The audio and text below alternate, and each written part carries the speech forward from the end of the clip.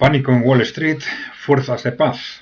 Bueno, vamos a ver. Vamos a hablar algo sobre este continuo discurso de países, bueno, sobre todo los más importantes son Francia y Reino Unido, sobre el posible desplazamiento de tropas regulares a Ucrania.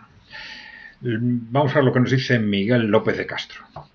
Visto lo visto, con lo que está pasando en Ucrania y la muerte segura de sus fuerzas militares, lo mejor que debiera pasar es que los militares franceses e ingleses se nieguen a ir a morir a Ucrania. Si nadie les planta cara a las élites europeas, nos llevan al matadero como corderos. Bueno, vamos a ver. Antes de esto, ¿no? Antes de hablar sobre el futuro, vamos a hablar sobre qué es lo que hay detrás de esto, porque se está utilizando constantemente la expresión fuerzas de paz, ¿no? Y esto es un engaño impresionante que, como siempre, nuestros políticos lo pueden hacer porque tienen una cobertura total de medios de comunicación, por llamarles de alguna forma, claro, medios de comunicación al servicio de los intereses oligárquicos, ¿no? Bien, que son prácticamente todos los medios de comunicación tradicionales, periódicos y televisión fundamentalmente, ¿no? Bien, el tema, la idea, surgió hace ya más de un año. En principio nos enteramos de ello por primera vez a raíz de una reunión que convocó el presidente Macron, Emmanuel Macron, en París. Convocó a una serie de países europeos, no sé si fue, no estoy seguro ahora de si fue a toda la Unión Europea, pero nos enteramos porque al salir de la reunión, el presidente de Eslovaquia, Robert Fico, en declaraciones a los periodistas, digamos que se chivó, hizo una función de delación y contó cómo en esa reunión Francia había planteado la propuesta de desplazar tropas regulares de distintos países de la Unión Europea a Ucrania, lo cual ya se sabía que era, bueno, pues hacer efectiva una escalada directa con un enfrentamiento directo con Rusia y por lo tanto transformar el conflicto en Ucrania en un conflicto europeo o mundial, ¿no? Bueno, algunos dicen que esto fue en parte lo que le costó a Robert Fico ese atentado en el que le dieron 5 tiros, ¿no? Pero bueno, de cualquier forma, a partir de ese momento y una vez que se había hecho público, Emmanuel Macron estuvo hablando de este tema repetidamente. Hizo declaraciones repetidas explicando cuál era su posición, por qué lo defendía, etcétera, ¿no? Durante, creo que fueron 2-3 meses aproximadamente. Bueno, y tanteando opiniones de otros países, unos que sí, otros que no. Y ese discurso de Emmanuel Macron se interrumpió con las elecciones al Parlamento Europeo. Aparentemente los resultados, porque fue justo el mismo día, a partir de ese día dejó de hacer ese tipo de declaraciones. Es muy posible que ellos pensaban o hicieran la interpretación de que este tipo de posiciones belicistas tan expresas, pues que quizás le habían tenido un coste electoral mayor del esperado. Bueno, no lo sé. Pero el caso es que a partir justo del día de las elecciones dejó de hacer esas declaraciones tan directas y tan agresivas, pero enseguida, al de 2 o 3 meses, le empezó a hacer otra vez apuntes en este sentido los dos ministros de Defensa y de Exteriores, ¿no?, franceses. Y también empezaron en la misma dirección pues los británicos, ¿no? Bien, estaba claro en ese momento de qué se trataba. Bueno, hay una guerra que está ganando Rusia, es inaceptable para nosotros que gane Rusia y vamos a entrar directamente, ¿no?, en guerra con la Federación Rusa, ¿no? Bueno, en Ucrania, ¿no? Bien, lo que ha ocurrido es que a raíz de el cambio de contexto, pues generado en noviembre, pues por la victoria electoral de Trump de Trump en Estados Unidos, pues de pronto nos aparece el mismo concepto, pero envuelto en un paquete distinto. Y ese paquete distinto es no, vamos a enviar directamente fuerzas, los países son los que lo impulsan, fundamentalmente Francia y Reino Unido, pero ahora dicen, no, van a ser fuerzas de paz, de garantía de paz, cuando se llegue a un acuerdo.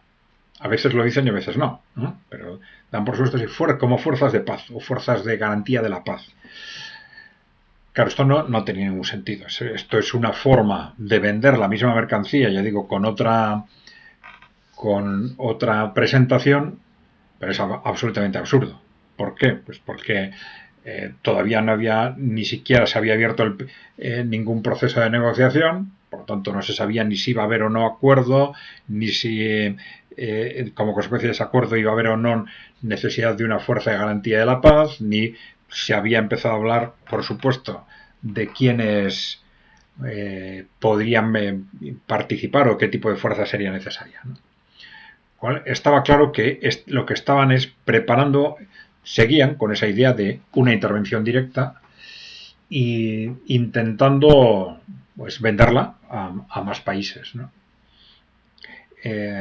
Esto se hizo más aparentemente necesario en la medida en que ya no solo ha ganado Donald Trump las elecciones, sino que se inician estas conversaciones entre Estados Unidos y Rusia, y Europa, o estas élites europeas, quedan en cierta forma aisladas en la medida en que Estados Unidos empieza a amenazar de alguna forma con dejar el conflicto o con dejar el protagonismo del conflicto en manos europeas, y entonces vuelve este discurso cada vez más repetido de desplazamiento de fuerzas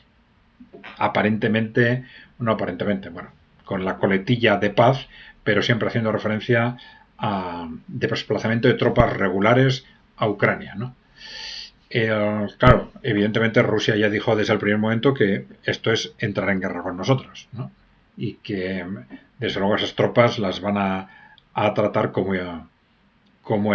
enemigos, ¿no? Bien,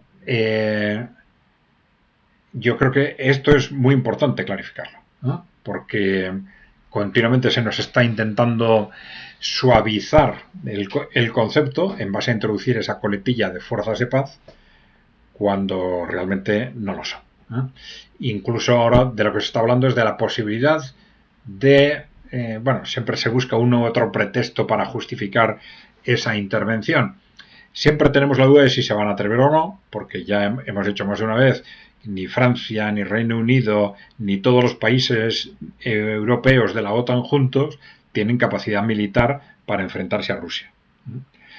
El único sentido de ese enfrentamiento directo con Rusia es que ante un choque enorme que se pudiera producir con cientos o miles de muertos de esos países, pues que se generara un shock político tan grande que en Estados Unidos también se acabara presionando o obligando al gobierno a cambiar su posicionamiento y que el gobierno de Estados Unidos fuese también arrastrado a la guerra para apoyar o para defender a Francia o Reino Unido. Es decir, al final está siempre el objetivo de arrastrar a Estados Unidos. Ese enfrentamiento directo con Rusia no lo pueden asumir ellos mismos, ¿no? Bueno, este es el contexto en el que estamos en este momento, desde ese punto de vista. ¿Se van a atrever o no se van a atrever a dar ese paso, ¿no? Bueno, en general se está pensando que no, que muy probablemente se trata de amenazar, pero también es cierto, ya sabéis, que por eso titulamos estos vídeos Pánico en Wall Street. Este es el kit de la cuestión. Esto es lo importante. Este es el factor fundamental que está detrás de todos estos movimientos, ¿no? Y entonces, esa situación de pánico en la que se encuentran las grandes corporaciones europeas puede llevarles a cualquier cosa, a decisiones disparatadas, que en una situación normal no se harían efectivas, pero que pueden serlo en una situación de pánico histórico como tienen en este momento esas élites, frente a Rusia, frente a los países emergentes, frente a un modelo económico que se les hunde y frente a Internet también. Bien. Luego, claro, tú haces un comentario, Miguel, si nadie les planta cara a las élites europeas, nos llevan al matadero como corderos. Bueno, ya sabes que es muy difícil que si hay una orden política de entrar en un conflicto, que los militares se resistan a ello. Bueno, resistirse sí, pero resiste a nivel interno, etcétera. Pero una vez que las órdenes se hacen formales, el que no se haga efectivo, pues es complicado. Pero claro, sí es cierto que estamos en una situación límite, históricamente límite, y que no hay que descartar nada. No hay que descartar nada. Dices, si nadie les planta cara a las élites europeas, nos llevan al matadero como corderos. Este es también el tema que está siempre encima de la mesa, ¿no? Si los ciudadanos europeos vamos a ser capaces de rebelarnos frente a lo que está sucediendo o no. Bueno, ya parece que está sucediendo en cierta forma en Rumanía, donde, claro, estas élites corporativas han dado un golpe de Estado, 2 golpes de Estado, para evitar que gobierne el país el que ellos no quieren, ¿no? Pero en el resto de países, en los países claves europeos, pues sería necesaria una movilización mucho mayor.